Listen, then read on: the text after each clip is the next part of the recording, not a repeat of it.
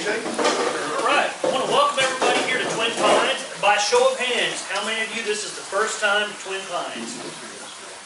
All right, good Ozark welcome this morning. Glad everybody's here. I hope that this is not just a singular event, that you come back sometime. It's a real prominent place on Highway 16. If you're traveling from here to there and we're in the middle, please stop by, check us out, see what's going on. We might have some new things on display, and if nothing else, we just want to see you come back again. For those who have never been to this part of the state or this part of the Ozarks, I want to make sure that you understand you are welcome back, and there's a lot of neat stuff to see around here. Missouri has recently reintroduced elk at Peck Ranch and Current River conservation areas, and those animals are now moving on to other properties, and they are becoming an established part of our landscape. And I know some of you Northwest Arkansas folks are going, oh yeah, been there, done that. But for us, we're really excited about it, and it's a pretty neat deal. This is one of the remotest parts of Missouri. We have a lot of natural features, plenty of public land. This particular county right here, roughly 75 to 80% of the county is publicly owned. So you can walk on Forest Service land, National Park Service land, Department of Conservation land, Department of Natural Resources land, and you will be on public property. You're not trespassing. That's a pretty neat thing. We have a lot of springs around here. Any feature that has the last name spring is worth a stop. It's worth a picture. It's worth a dip of your hand into the spring just to feel the cool water and see it. And if you're not from the Ozarks, and Colton over there has talked about, he's from North Missouri, where you don't see the bottom of your streams. We do. We like to see what's at the bottom of our streams. So enjoy that. Enjoy being here. Also, we have some old mills that are around. One of them in particular is Alley Mill. And you go to Alley Spring to see Alley Mill. It makes a lot of sense. This is a mill that once you go there and you look at it, you're going to say, I've seen that in a photograph, in a book, on a postcard, or something. It's kind of like Hodgson's Mill or War Eagle Mill. Everybody has seen a picture of these mills. They're kind of popular and iconic. So there's history here. There's natural abundance. You're welcome to be here. We're glad you're here. And just so you know, even though this is the easternmost location we've had this particular meeting for the Ozark Chinquapin Foundation, we have Ozark Chinquapins here, and we have Ozark Chinquapins further east. And when we look at some of the historic stories from oral histories or just interviewing people who lived on the landscape a long time ago, these things were found basically one county away from the Mississippi River. So they're around, they live on basically the same locations. I think they wiped out a little sooner due to the blight, and that's part of the reason that they are not in living memory for the most part. I also think that trees on the fringe of their habitat, especially as you go west, where the habitat really starts to become a little more hostile. The climate's different. You have to have more genetic variability to survive, and I think that benefits the Ozark Chinquapin in a lot of ways. As you get over into the western side of the Ozarks, I think those trees have got something special going on here as well. But that being said, every tree over here, I want to make sure we preserve them too. So that's a good hearty welcome, and with that, Steve, I'm going to turn it back over to you. Okay, sounds good. Very good. And AJ, have you seen Lynette yet? I have not. Okay, very good. Okay, glad to have everybody out here. I know everybody traveled a long distance, and glad to see all the faces out here. And this is kind of a neat place. Does everybody enjoy this meeting place? This is really different. And a good hand of applause to AJ. I told AJ yesterday, and you know, one person can't do this. And you know, somebody said on the applause, well, this is great what you did. No, I did not do this. It's all of us made this happen. And that's very important to understand. And this is 10 years for the Ozark Chinquapin Foundation, and we have done a lot. And it's been a lot of work for all of us in our spare time. But it is a worthy project, and AJ, let me tell you what, it's like a lot of you, I looked at Steve Churchill, Al, I looked at Chris, I looked at Shane, Colton, all of y'all out here that I've worked with over the years, and you know, all y'all are still with us. So you may not be at the meeting today, but everybody is still with us.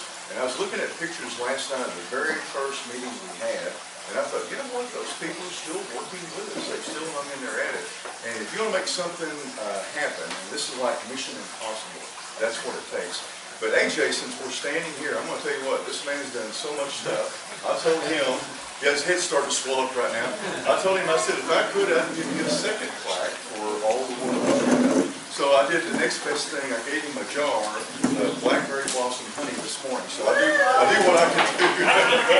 It's the last one that I've got. So anyhow, this part of the, okay, very good. This part of the meeting right here, what we do is we do a little thing called Remember When. And folks, I'm going to tell you what, it's I see a lot of things a lot of y'all don't. And we have people that aren't with us today that have passed away that remember the trees and been working on the trees. And we had a gentleman this morning, I don't know if you'll remember Mr. Ken Brewer. He's a gentleman that his children actually had whooping cough years ago at our meeting, and he stood up and told me and AJ about how that if you got whooping cough, the kids, they die from it. He had a 6-month-old and a year-and-a-half-old, and he was telling about making a tea, an old Cherokee recipe, making a tea from the leaves of Ozark Chinquapin, and it would cure whooping cough immediately. And me and AJ were listening to that, and I saw AJ taking notes over there, and he researches all this stuff like I do. And by George, I tell you what, you go online and look at the American Journal of Pharmaceuticals, and way back in 1863, they said the surest, quickest way to cure whooping cough was with the leaves of chestnuts. There's a chemical in there that will do that. And so this tree has literally saved the lives of people.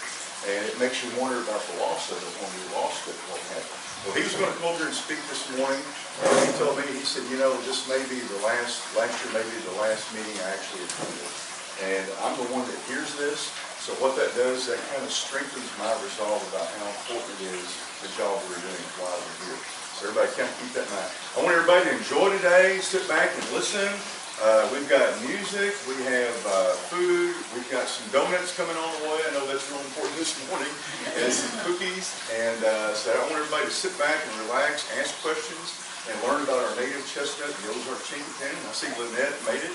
Glad to have you back here with us. That's all right. And that reminds me, one thing I failed to mention, Jimmy, as the host, we have coffee over here, and I know what coffee leads to. We have bathrooms down here, and we have bathrooms upstairs. Both are available. So if one happens to be full or occupied, by all means go upstairs if you need to, or vice versa. And we do have water out here. We're going to have tea and lemonade. We're all adults. Make sure that you're enjoying it. Don't be dehydrated, and certainly if you need to get up and use the restroom, by all means do so. Very good. And by the way, we usually charge for a meal at the meeting. AJ and his staff at Twin Pines here are taking care of that today. And they catered in food for us. And I came in here the other night, and they were all here. He had a meeting with like about 6 of them, and it takes a lot to put these meetings on, and we appreciate all that. If you got something good going on, you want to show people about it. And so, okay, so the first person I have to speak, Al, do you care to speak first a little bit about your recollections of the trees and what you remember? And we're doing real good on time, so you can take whatever you want. Actually, I just came to hear the You want now? I just came to hear the Oh, you're playing music, okay. I like somebody being truthful, that's good. Well, I'm a child of all 3 states, Missouri, Oklahoma, and Arkansas. Reside just outside of Rogers, Arkansas right now. I just retired from 17 years at Hopstead Park as a trail supervisor, where the first 2 years I was a volunteer, and I was the guy in the park that identified the first Chinquapin trees in the park.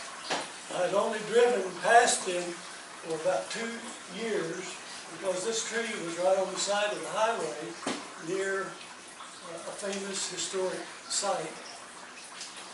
So I was running a weed eater, blazing a little trail down in the historic area along the ditch, that literally run my face into a bunch of Chinquapin burrs, low-hanging fruit. And I had not seen these in well over 50 years.